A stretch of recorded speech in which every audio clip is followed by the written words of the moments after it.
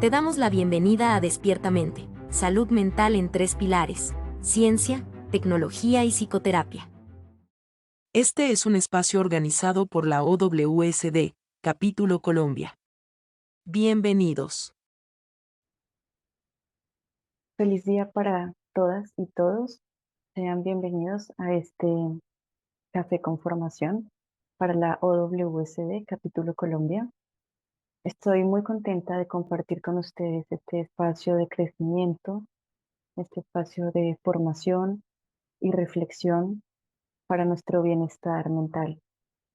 El tema que nos convoca hoy es un tema muy interesante, importante, y que la mayoría de personas en algún momento de sus vidas creo que se puede sentir identificado con ello. Este tema es así llamado el síndrome del impostor.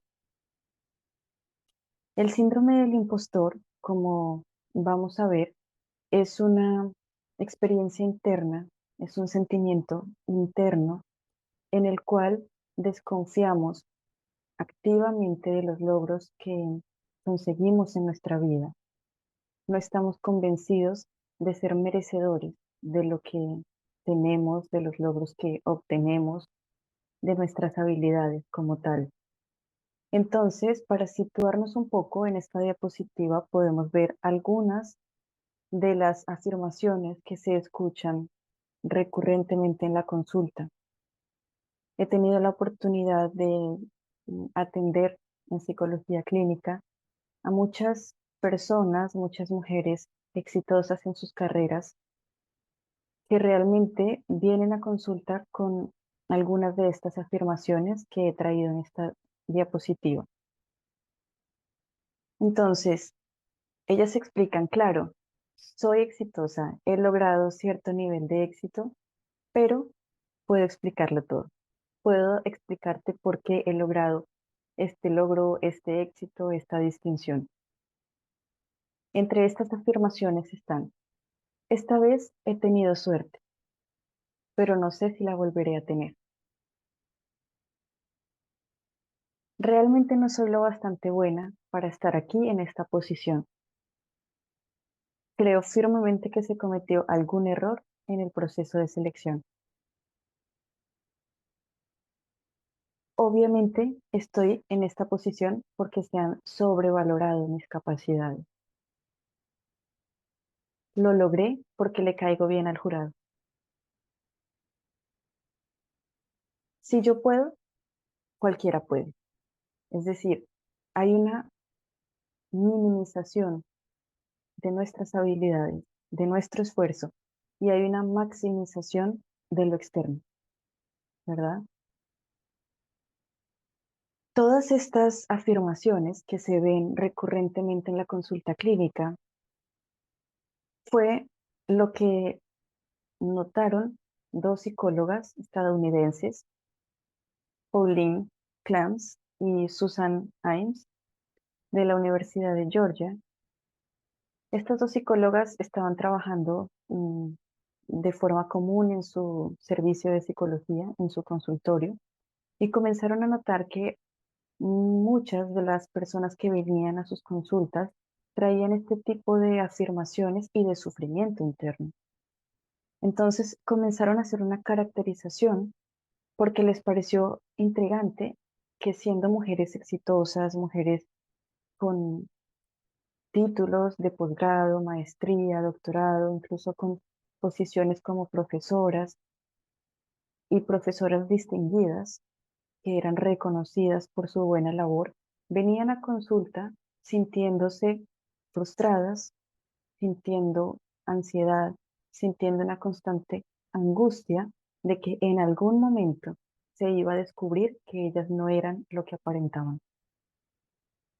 Esto llevó entonces a que ellas comenzaran un estudio eh, cuantitativo, y al final terminaron con una muestra de aproximadamente 150 mujeres, de las más exitosas que encontraron en en su público, mujeres con altos reconocimientos y distinciones. Y fue gracias a este estudio que ellas pudieron caracterizar lo que hoy en día se conoce como el fenómeno del impostor o el síndrome del impostor. Este estudio fue publicado en 1978 y fueron ellas entonces las que le dieron el nombre como tal. Muy bien, entonces, ¿qué es el síndrome del impostor? Como les comentaba, es una experiencia interna que es padecida particularmente por personas con buen rendimiento, lo cual parece a veces un poco contradictorio. Y las personas que padecen de este problema, de estas distorsiones cognitivas constantes, generalmente presentan una duda constante de sus propias habilidades. No pueden creer que ellas sean capaces de lograr lo que han logrado y creen que no son lo suficientemente buenas.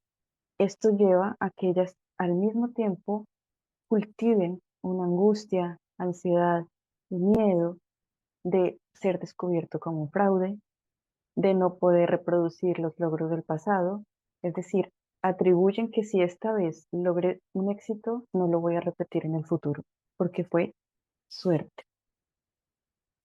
Y tienen también temor de que los logros alcanzados sean producto de eventos no controlados, de eventos aleatorios. Bien, aquí podemos ver dos libros justo de las personas, de las psicólogas que mm, caracterizaron estos síntomas y lo denominaron síndrome del impostor. Son libros recomendados si ustedes están interesados en profundizar en la literatura. Incluso esta psicóloga, Valerie Young, tiene un instituto, que es el Instituto del Síndrome del Impostor, en el cual ustedes pueden encontrar cursos, conferencias, workshops y demás, que realmente es un movimiento muy grande hoy en día para ayudar a las tantas miles de personas que padecen de estas experiencias internas que causan malestar. Podríamos decir entonces que el síndrome del impostor, aunque no es, aunque tiene el nombre de síndrome, esto es importante de aclarar, no es realmente catalogado o caracterizado como un trastorno mental o como una psicopatología. No ha sido aceptado así por las autoridades psiquiátricas. De hecho, no aparece en el DSM-5, que es el Manual Diagnóstico y Estadístico de los Trastornos Mentales. Sin embargo, solo para aclarar, un síndrome significa que hay un conjunto de síntomas que constituyen un cuadro clínico. Y aunque aquí hay muchos síntomas que ya están caracterizados y que son reportados por la mayoría de las personas, son síntomas muy característicos, no está catalogado como tal como una psicopatología. Sin embargo, es un gran porcentaje de la población que día a día sufre con este fenómeno, con este malestar interno. Bien, algunas de las distorsiones cognitivas que son los mantenedores de esta condición, podemos ver que realmente, como vemos aquí en los ejemplos, podemos caracterizar algunos como mm, que las personas, aunque no intentan engañar a nadie, sienten que lo hacen. Es decir, cuando nosotros hablamos de un impostor, de una persona que está haciendo un fraude, la persona tiene la motivación de hacer un fraude, de ser un impostor, de engañar al otro, ¿verdad? Pero en este caso, de hecho, las personas que sufren con el síndrome del impostor no intentan engañar a nadie. De hecho, son personas con muchas habilidades, solo que son incapaces de reconocerse, son incapaces de mirar hacia sí mismos, ¿no? Tienen como una forma de evaluar eh, muy diferente cuando evalúan a los demás que cuando se evalúan a sí mismos. Entonces son personas que con los demás pueden ser amables, hacer juicios amables hacia los demás, pero son jueces severos consigo mismos. A pesar incluso de contar con evidencia objetiva de sus logros, para estas personas siempre es insuficiente. Por más que estas personas sean reconocidas, que obtengan ciertas distinciones, que se les diga verbalmente, felicitaciones por tu trabajo, lo hiciste muy bien, las personas no lo sienten como tal. Nunca va a ser suficiente y nunca se van a sentir satisfechas. Y esto tiene, mm, digamos que una explicación un poco simple, que a la vez es muy profunda, y es que en la medida en que tú no te reconozcas y no te aceptes y no te valores, nunca va a poder ser suficiente y nunca va a ser posible que ese reconocimiento y ese valor de ti mismo venga de una fuente externa. Eso es imposible y eso es realmente darle el control de nuestra tranquilidad, de nuestra paz, de nuestra vida a lo externo, con lo cual siempre vamos a perder, siempre vamos a sufrir, siempre vamos a estar en una constante insatisfacción. Por otro lado, aunque destaques en diversas áreas de tu vida, tiendes a enfocarte en tus debilidades. Esto es una distorsión cognitiva clave. Nuestra vida no se compone solamente de un área, de lo familiar o de lo profesional o de mis hobbies. Nuestras vidas se componen de muchas áreas, pero nosotros, cuando tenemos el síndrome del impostor, tendemos a mm, ¿cómo decirlo?, a resaltar un área de nuestra vida y la generalizamos a todas las áreas. Entonces, si me fue mal en el examen de doctorado, yo soy un fracaso en general, en mi vida.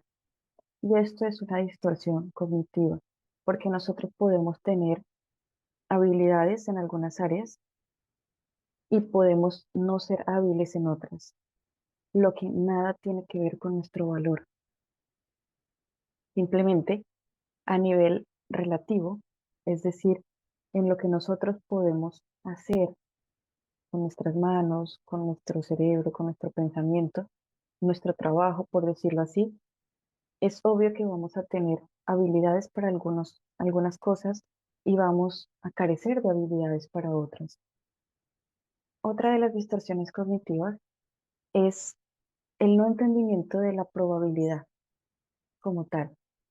Muchas veces se atribuye todos nuestros éxitos, logros y reconocimientos a la suerte, pero en este caso vemos que son personas que tienen muchos eventos, eh, muchos eventos de éxito, muchos eventos que les muestran que han logrado sus propósitos, que son hábiles, que tienen reconocimiento, y aún así las personas continúan atribuyendo gran parte de su éxito a la suerte y constantemente sienten que los demás son superiores a ellos. Aquí creo que también es importante reflexionar mm, hasta qué punto nosotros siempre estamos comparándonos con los demás.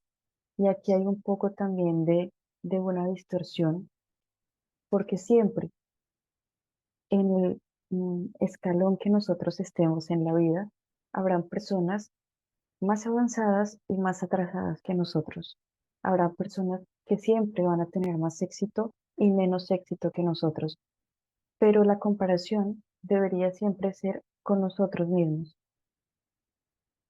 ¿verdad? La comparación interna debería siempre ser cómo hoy mejoré en comparación con días anteriores, con el año pasado, con 5 años atrás, ¿verdad? Pero nosotros siempre estamos comparándonos con nuestros pares. Y esto es una forma muy fácil de caer en frustración y en sufrimiento, porque si hablamos de nuestro físico, de nuestros logros materiales, profesionales, siempre encontraremos personas más arriba y más abajo que nosotros. Muy bien. Entre otras distorsiones cognitivas tenemos, bueno, esta ya la mencionábamos, la minimización de las habilidades propias y la magnificación de habilidades ajenas. También hay un pensamiento dicotómico: o soy perfecta, o sale todo bien, o soy un fraude y soy un fracaso. ¿No? No nos permitimos vivir en las escalas de grises. Y esto es un problema porque generalmente la vida no es blanco y negro. Hay una escala de grises que nos va mostrando en la vida que somos buenos para algunas cosas, no somos tan buenos en otras, que hoy me puede ir bien, pero mañana tal vez no. Entonces, vivir en este pensamiento dicotómico mm, no permite, no da paso a flexibilidad cognitiva. Nos mete en una mente estrecha que nos conlleva directamente al sufrimiento. También existe una catastrofización. Al tener tanta desconfianza en sí mismo, siempre se está pensando en qué momento van a descubrir que yo no soy la persona que pienso. Y eso va a llevar a que me despidan del trabajo, a que todas las personas se den cuenta que he sido una farsante y demás.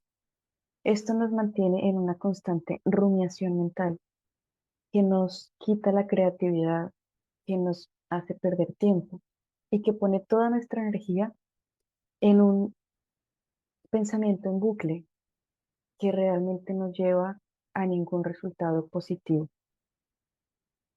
También comenzamos a ver la vida con un filtro mental muy sucio.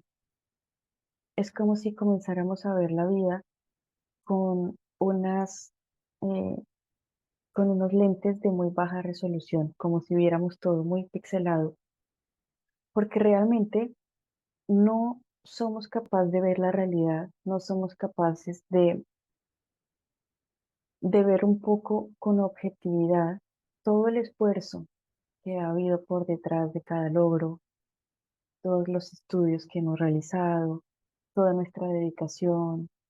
No llevamos en consideración que no siempre ha sido todo color de rosa y éxito. Cuando tenemos un logro, cuando logramos cierto, mm, cierto escalón en nuestra vida, ¿no?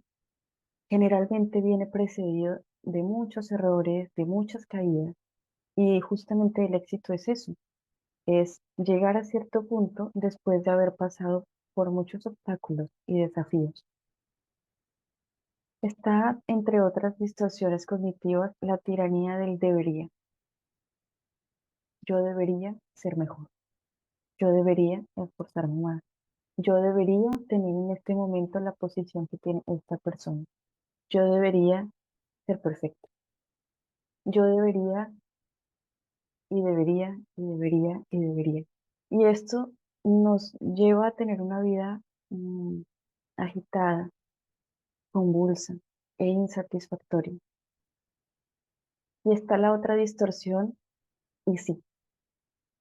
Y si descubren que no soy la persona que piensan, y si descubren que hay cosas que no entiendo, y si descubren que no soy perfecta, y si descubren que necesito estudiar mucho para hacer esta presentación, y si descubren que yo no soy una persona súper especialista en síndrome del impostor, y si descubren que yo no soy la científica que piensan. Y todo esto, en vez de contribuir a nuestro bienestar, nos envuelve en un profundo malestar y sufrimiento. Entonces, cada uno de los logros que obtenemos en nuestra vida, en vez de dejarnos esa sensación de alegría, de satisfacción, nos deja una sensación más como de alivio, como de, bueno, esta vez no se dieron cuenta que soy una farsa, pero se pierde el disfrute de lo que hacemos. Y ahí conviene preguntarnos, entonces, ¿qué sentido tiene todo lo que hacemos en nuestros días? Porque todo lo que hacemos solo nos está causando malestar y luchamos día tras día por conseguir una posición, por lograr un trabajo, por lograr aprender algo, pero cuando llegamos ahí nos damos cuenta que todo el proceso trajo sufrimiento, que cuando yo lo logro, tengo sufrimiento porque me siento una farsante, y luego, para mantener esa imagen, sigo sufriendo. Entonces aquí conviene pensar qué sentido tiene verme inmersa en todo esto si nunca voy a tener un momento de satisfacción y de paz. Bien, entonces cuando el pensamiento eh, es muy egocéntrico, creemos que todo gira en torno a mí y que yo soy el único problema, ¿no?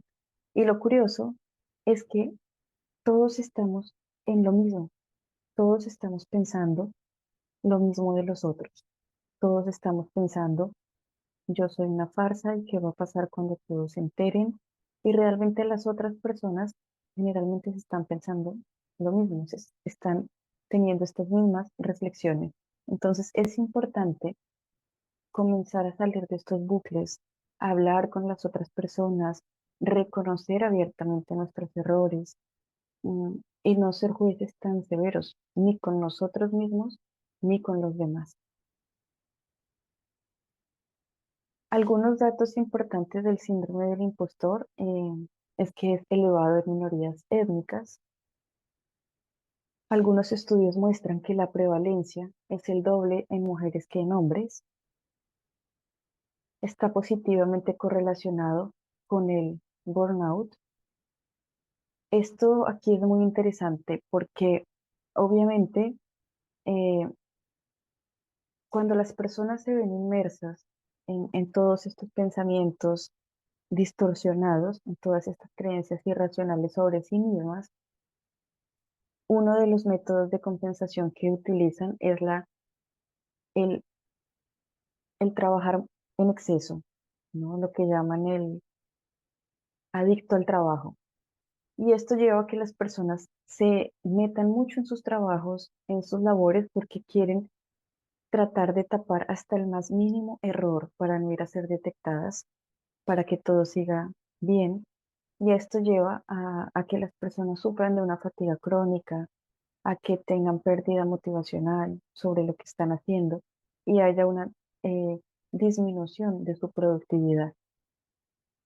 Asimismo, eh, otra de las formas con las cuales las personas pueden manejar este síndrome del impostor cuando no lo hacen a través de la supercompensación puede ser la procrastinación, el dejar para mañana lo que tengo que hacer porque sé que no voy a hacer suficientemente capaz de lograr terminar esa tarea. O lo que yo haga realmente no va a ser perfecto, entonces mejor lo dejo para después. Lo cual nos lleva a estar en un ciclo continuo en el cual nos reafirmamos cada vez que no somos capaces, que no somos lo que los demás piensan de nosotros. También está muy relacionado con una frustración constante que se relaciona con la incapacidad de alcanzar los niveles de logro autoimpuestos y hay problemas de autoestima, aunque generalmente no de autoeficacia, porque las personas que sufren del síndrome del impostor son personas que han alcanzado muchos de los logros propuestos. Bueno, y correlaciona con el tipo de profesión, exigencia percibida y cargo. Como les hablé al inicio, hay incluso eh, un instituto del síndrome del impostor, en el cual vemos altos porcentajes de personas que ocupan cargos altos desde lo académico, artístico, empresarios y demás, en el cual un gran porcentaje de estas personas se identifican con el síndrome del impostor. Entonces, algunas de las estrategias que nosotros podemos utilizar son muchas y esto va a depender de la persona, de cada caso en particular. En terapia se utilizan diversas estrategias dependiendo del caso específico, pero de forma general podríamos hablar de estrategias que se han mostrado que funcionan tanto a nivel individual como grupal. Una de ellas para combatir con el síndrome del impostor es la autocompasión. La autocompasión es muy importante porque nos permite volver la mirada hacia nosotros, porque generalmente estamos muy externalizados y ahora necesitamos por un momento comenzar a mirarnos a nosotros mismos y a mirarnos como amorosamente, con ternura, con respeto, a mirarnos como un ser importante y valioso que somos nosotros mismos, a darnos ese valor que a veces buscamos de afuera, pero que es importante entender que ese valor de lo importante que yo soy, me lo debo dar yo mismo. Es la forma más efectiva de no sufrir problemas de autoestima, frustración, ansiedad y angustia. En la autocompasión es importante trabajar con la autoamabilidad, que es esa mirada tierna hacia mí, que es ese juzgamiento no tan severo, es ese entendimiento de que puedo cometer errores y está bien, de que puedo tener éxito, lo cual tampoco me debe sobresaltar mucho, porque si hoy tengo éxito, con seguridad mañana no lo tendré. Es el entendimiento de que los errores no deben verse como algo negativo. Estamos en una sociedad donde lo positivo y el éxito se resalta y lo negativo se tiende a esconder, a tapar. Incluso esto en ciencia, creo que todas lo hemos visto. Todo resultado positivo se publica. Los resultados negativos mm, se dejan escondidos. No se habla mucho de ellos. Y esto está llevando incluso a la ciencia a un problema muy grande de replicación de resultados. Pero volviendo a este tema, es muy importante reevaluar nuestro concepto de éxito y de fracaso. Es importante eh, saber que como nosotros definamos éxito y fracaso, tiene que ver con la confianza que vamos a tener hacia nosotros mismos y lo competente que nos vamos a sentir. Por eso es muy importante redefinir éxito y redefinir qué es fracaso. Importante hacer una evaluación mm, crítica, utilizar nuestro pensamiento crítico y preguntarnos qué hay de malo en cometer un error, porque realmente los errores son justamente los catalizadores para el cambio. No hay nada que nos impulse más y que nos lleve a mejorar en todas las áreas de nuestra vida que no sean los errores. Entonces, ¿por qué los tenemos tan mal vistos? Si realmente los errores son grandísimas oportunidades para crecer, para evolucionar. No son pérdidas, son evolución. Importante también entender e integrar en nuestra vida la humanidad compartida.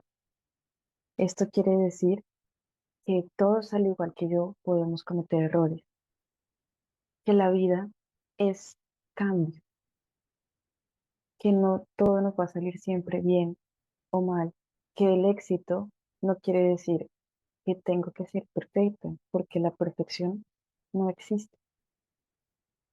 Y también podríamos hablar de una estrategia que se muestra que funciona muy bien, es la atención plena.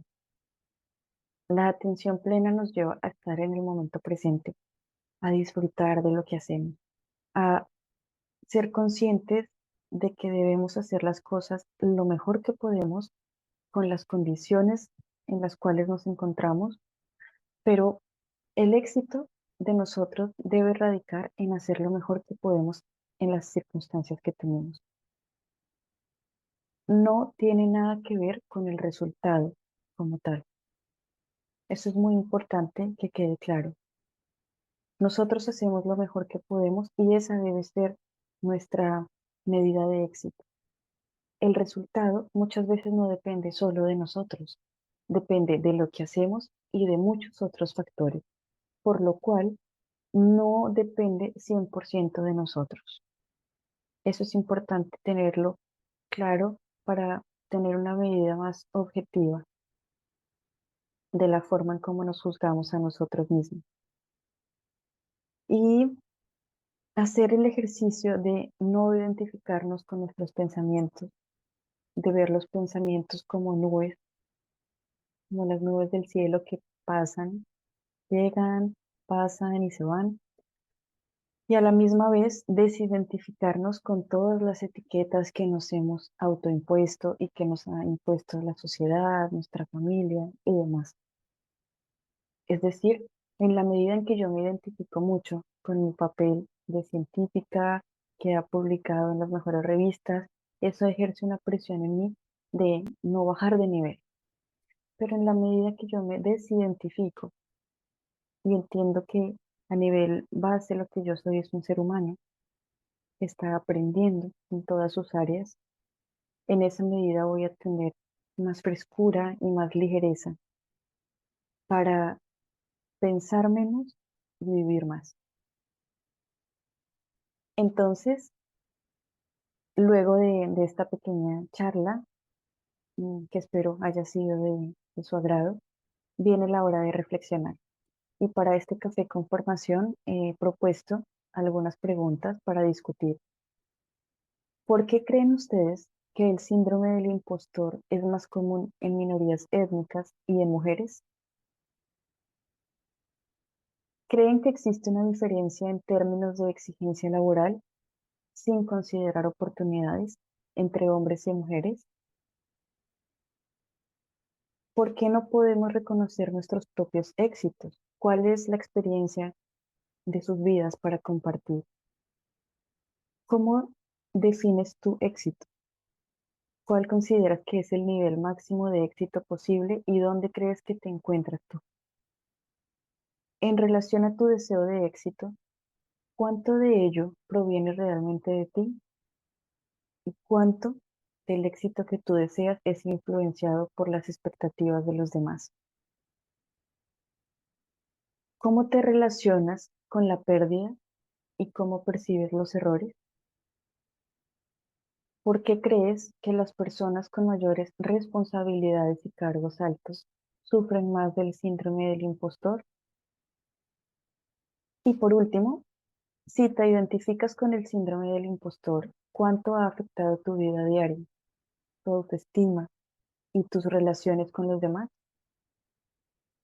Pues muy bien, espero que sea un espacio de mucha reflexión y espero que podamos tener, luego de todas estas discusiones y reflexiones, pensamiento crítico, una nueva perspectiva de éxito y que aporte a nuestra salud mental, a nuestra calidad de vida. Muchísimas gracias y feliz día para todos y todas. Gracias por compartir este espacio con nosotros. Recuerda visitar nuestro sitio web y página de Instagram. No dudes en contactarnos para más información.